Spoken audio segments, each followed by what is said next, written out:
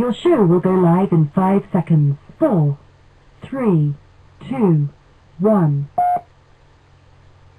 Blog Talk Radio.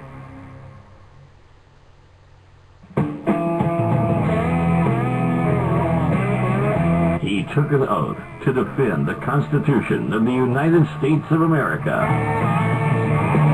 By some, he's been called controversial. I'll keep my freedom, I'll keep my guns, try to keep my money and my religion too. Now keep in mind that some of my guests have been approached by Homeland Security or FBI saying, why are you going on the Clay Douglas show? My message to those guys, if they're listening this morning, is go get a cup of coffee. Maybe you'll learn something. We both took the same oath, to defend the Constitution against all enemies, foreign and domestic. I don't recall there being an expiration date on that. I'm going to keep my big VA, keep my friends the same, keep the government out of my business, and y'all can keep the change.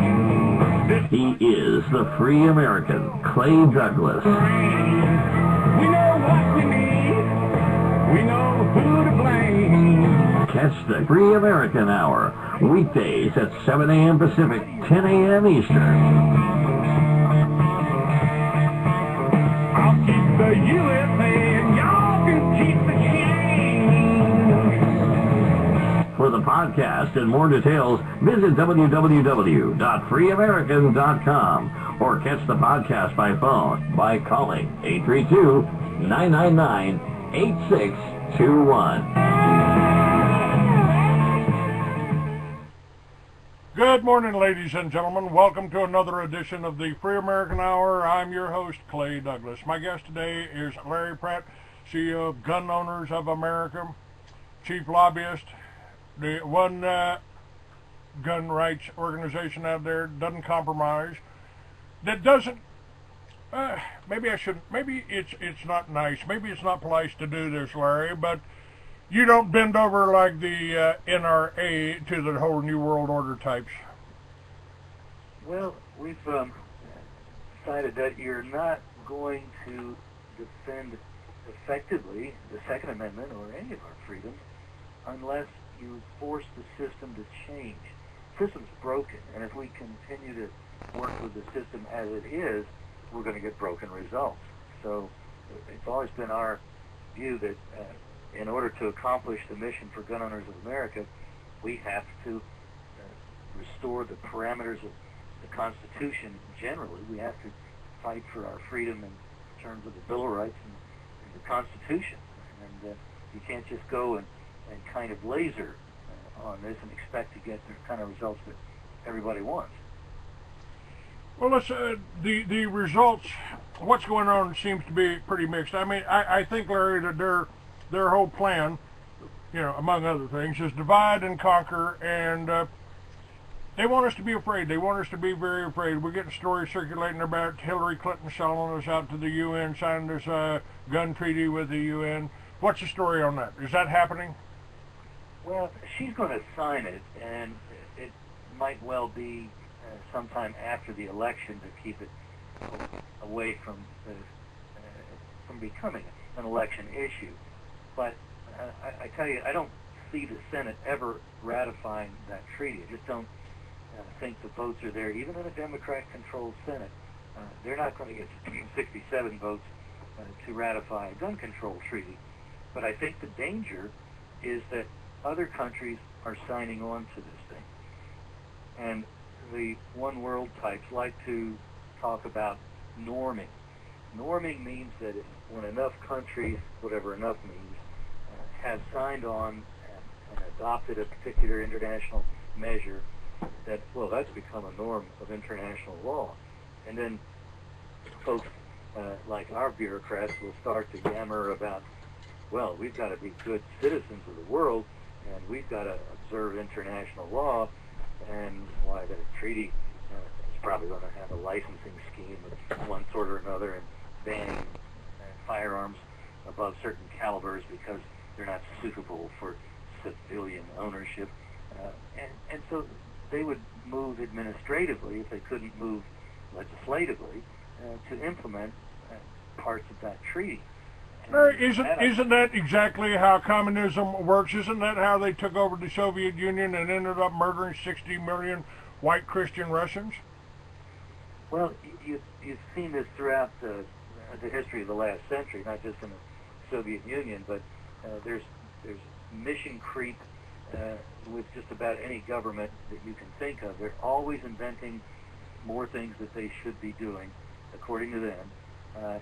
And they've gotten to the point now in the European Union where they're governed by a council that is above even the European Parliament. People that are not elected are making major decisions that are being enforced on the people that belong to, through their governments, belong to the European Union. And so it only took about, what would you say, I guess around 40 years, and just little by little, step by step, all of a sudden, there's no popular control whatsoever. Right now, we supply foreign aid to about 150 countries, and some of them are actually communist-controlled countries. And this seems to me that it seems the only people we are at war with are the ones that aren't in the International Monetary Fund, that aren't part of the bankster. I call it the New World Order of the banksters, by the banksters, and for the banksters. Well, and you've got a very dangerous foreign policy pursued by the president regarding Islamic countries. He has essentially worked against governments and had them replaced by the Muslim Brotherhood, which is the most radical of the radical.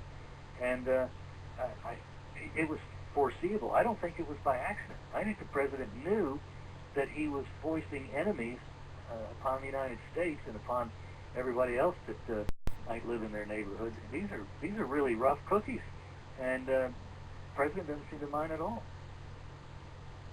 The Joe Arpaio, our sheriff here, has and depending on whether your next door neighbor or your brother is an illegal alien, you may not like Joe Arpaio, but the Joe is trying to do something, and he's investigated. His detectives have investigated Obama. They say he's not legal, and it's like they don't care. They're admitting now that he wasn't qualified to be president.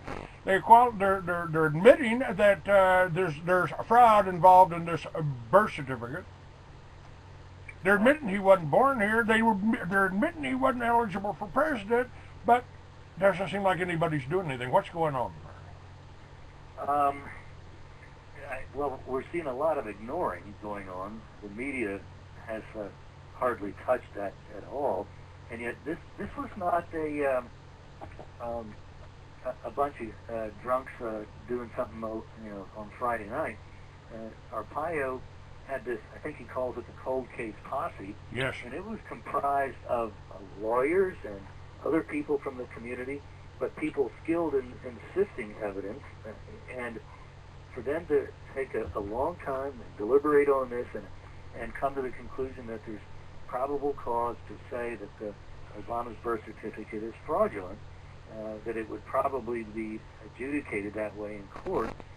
And in fact, right now, there's a federal court in Georgia that is hearing a case on the authenticity of the birth certificate, and the judge has ruled that the case may proceed. So now there's going to be an adversarial procedure in a court of law to deal with the question of the president's birth certificate. And I think it's pretty stunning that you've got people saying, no, the one that was submitted was fraudulent. It seems like everything about the man is up for question.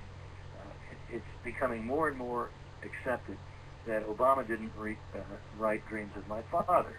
It was written by Bill Ayers, who's a much better writer apparently than the president is. And everything, we've never seen any of the school records. The man is a mystery. Have we ever heard?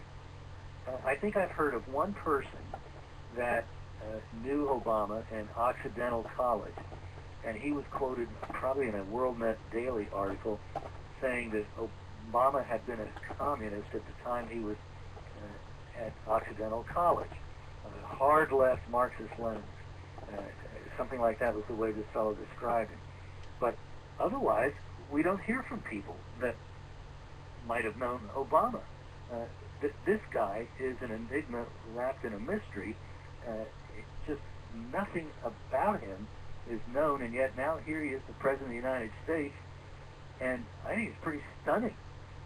And of course his policies are right out of the Marxist-Leninist playbook.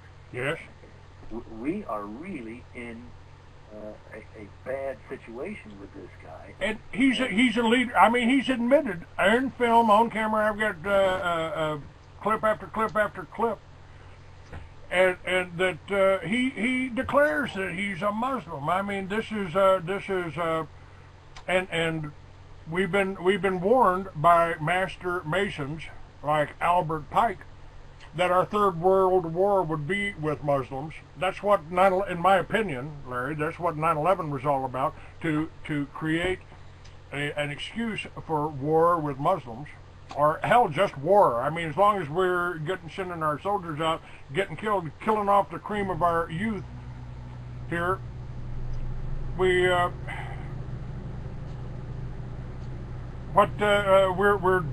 falling into their trap. I mean, they've planned this war with Muslims for 150 years, at least. I don't know why anybody wants to plan a war with Muslims, because they're perfectly capable of starting one all by themselves. their whole playbook is that of kill, attack, get rid of the infidel.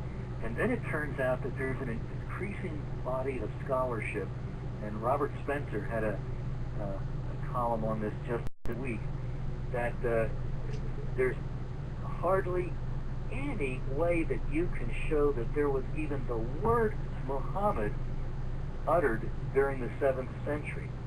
That there's now people beginning to wonder if there ever really was an historical Muhammad. And of course the Quran, it's always been admitted that it was not written. Muhammad supposedly was illiterate. Illiterate, yes. And so the Quran is a collection of sayings, but when that collection came together, is looking more and more like a century or two after the time of Muhammad, that Muhammad, the non-existent Muhammad, wouldn't have had anything to do with it anyway, and that it probably was compiled from Arabian folk wisdom, folklore, to justify Arabian imperialism. It conquered all these countries, and I guess it occurred to them, geez, we better have an explanation for this so we can keep the natives down. And so that's probably when the Quran got invented. So it's hardly a holy book. It's simply a justification for Arabian imperialism.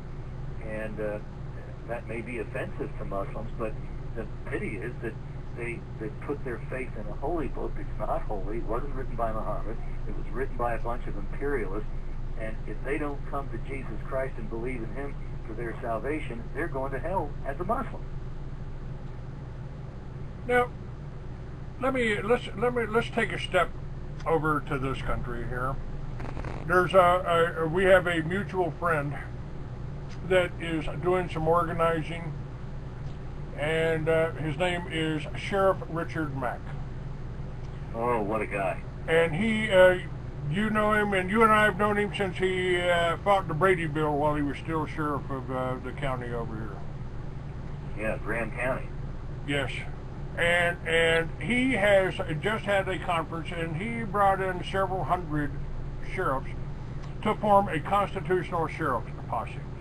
And I frankly think that's really, really good. Now, I just had my guest that I had on yesterday has formed well-regulated American militias. He has the RAM site.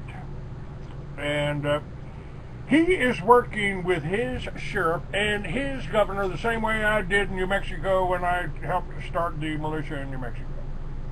He's working with his sheriff, and the militia that he's setting up there, that they're setting up, people are setting up, will back the sheriff up. But at the same time this is happening, right after this happened, we've got Joe Biden's son coming after and trying to say that the sheriff in Delaware can't even make arrests anymore. What is happening there? Well, there's been a concerted move by the socialists in our country to get rid of the sheriff because he is the only law enforcement officer that's elected by the people. Yes. And as such, that makes him the supreme law enforcement officer. So, not surprisingly, in Delaware, they're trying to get rid of the sheriff as a law enforcement officer and just leave him as an officer of the court, a guy that serves papers, keeps the jail, but nothing else. In Connecticut, if I'm correct, several years ago they actually had a measure on the ballot to do away with their sheriffs. And I don't know that, well, I do know that in New Jersey they have continued to underfund their sheriffs, so as a practical matter, they've pretty much done away with them as law enforcement officers because of the lack of funding. And so this is something that should concern every American, because it's the sheriff that is the guy or gal that can stand between us and a tyrannical government. And we're seeing it happen where there's still a robust office of the sheriff, and where sheriffs are willing, which is the other important ingredient, they have to know that they have these supreme law enforcement authorities, powers, and they have to be willing to use them. And where they are so, they're actually able to tell the feds, not here.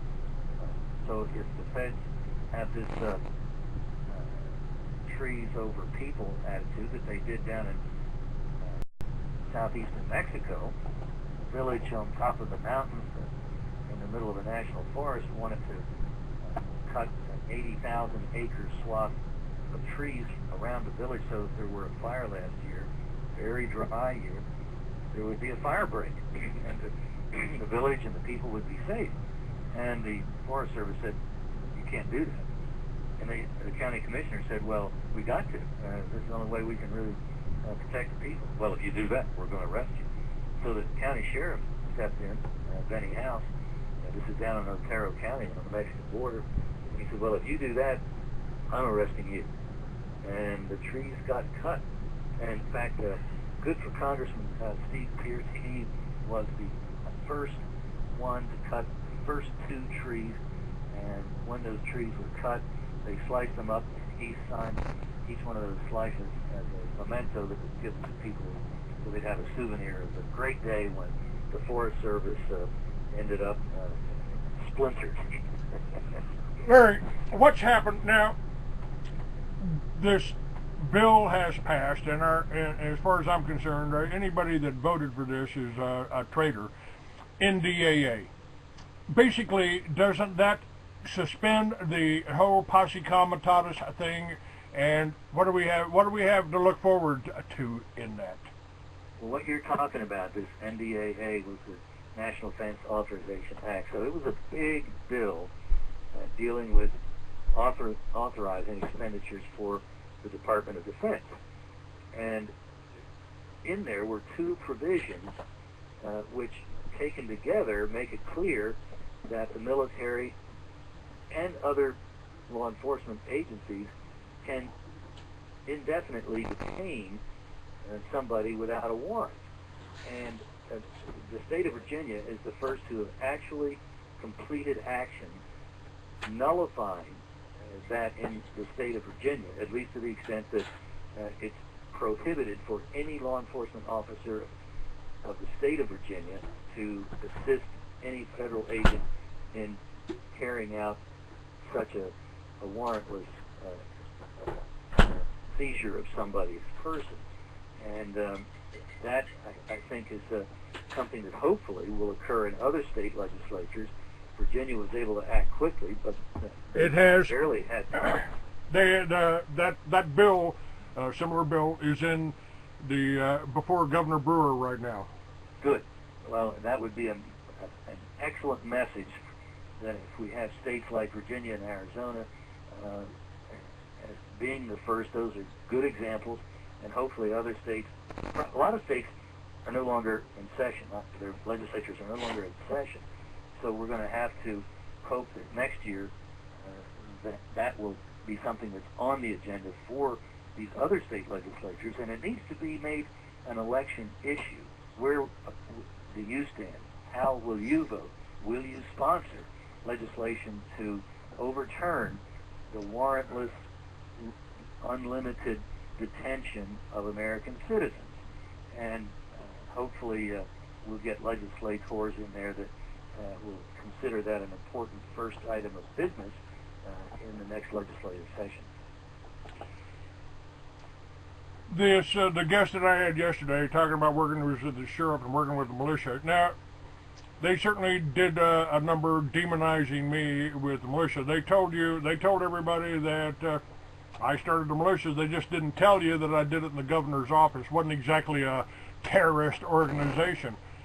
Is this a good move? Is the bringing the militia back? They fought so hard to prevent the militia movement from starting. Was it a good thing? Down in Otero County and in the county north of it, Lincoln, there are a lot of people in a unorganized militia. It's kind of like a phone tree, if you will, but they are all very supportive of their sheriffs, these constitutional sheriffs that are there to defend their county's citizens against the federal government.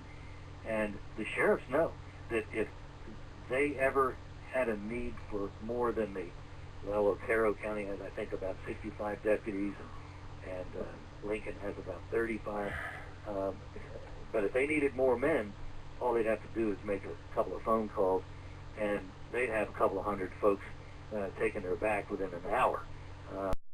So what I saw when I was in that part of New Mexico, people literally have 24/7 a rifle and a battle bag in their vehicle, so that no matter where they are, if they get that call, they're on their way. And that is something that I think is kind of sobering to the federales. I'll give you an example. The guy that got me introduced to a lot of this, Dr. Ray Seidel, one of our members, lives in Ruidoso. It's a ski village on top of the mountains there in Lincoln County. Yes, so that's where all the Texans go to see what a mountain looks like. Well, I tell you what, it's a very pretty village, and they probably a lot of them. Well, they could probably go there all year round. It's attractive for hiking in the summer, and it's a ski village in the winter, and it's just an all-around nice place. The people are real people. It sure beats a trip to New York City by a whole mile. But anyway, Dr. Seidel has come to the conclusion that the federal government is an enemy of freedom. And as a matter of conscience, he, about 6 years ago, stopped paying his federal income taxes. And so, as a result, he's not only done that as a matter of conscience, but he's encouraged other people to do the same thing. And he's very public about his non-compliance, and pays his other taxes, but the federal no. And this became an issue at the time I went down to testify last year at a village of Ruidoso hearing that the mayor had convened or brought about because he wanted to ban guns anywhere on village property. And he had this measure that was going to be heard and then voted on. So I went down for the hearing. I don't normally, I can't go to every little village hearing anywhere in the country, and there's a lot of goofy things that get done around Chicago or whatever, but this one was going to be a little different. And Dr. Seidel told me that a lot of people were going to be attending the hearing armed, openly carrying, which is in the Constitution, quite legal in the state of New Mexico, and the Constitution makes it clear that no subdivision of the state can contravene the right to carry openly and to keep and bear arms. So folks were going to be constitutionally carrying in defiance of the mayor's edict. And the police chief had told the mayor, Mr. Mayor, I can't arrest anybody that's defying your edict. Your edict violates the Constitution.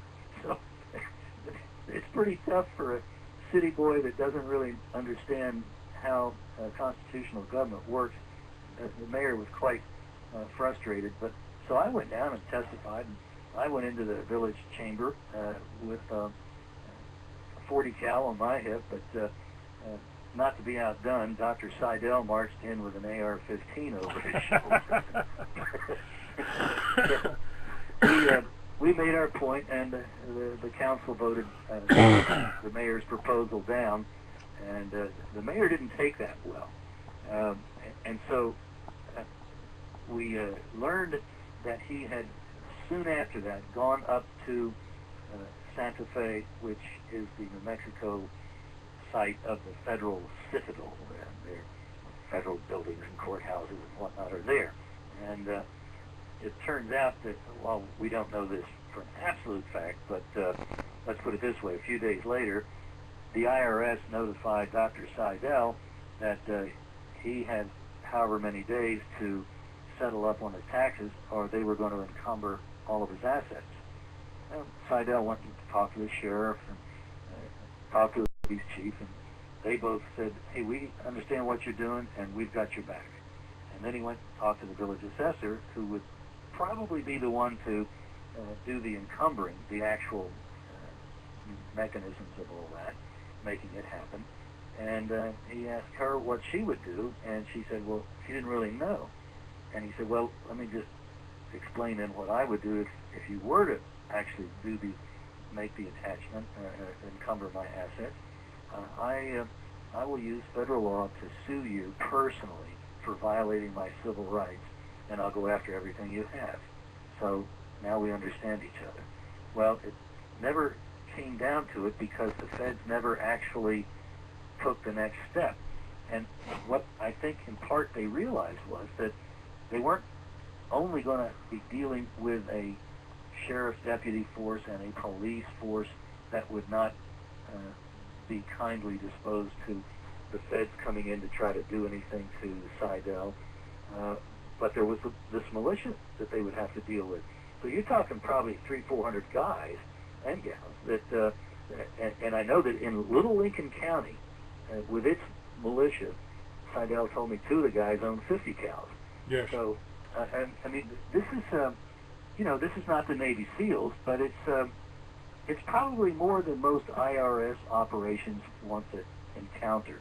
And end of story is, Dr. Seidel still has all of his assets. The IRS has done nothing, and they continue to do nothing now for some 6 years, even though, as I've said, he's been very open about it. Now, I would say, don't try this in a county where the sheriff doesn't have your back. But, yes, let's not pull that off in Pima County here. That would be one probably to take off the list. Exactly. Larry, let me ask you this. You know, the state of Texas hired 2 generals to weigh the situation on the border. They came back with a statement that we're in a war zone right here in Tucson, right here in Pima County, right there in Texas, right there in California. We're in a war zone there. I can't imagine living there, Clay.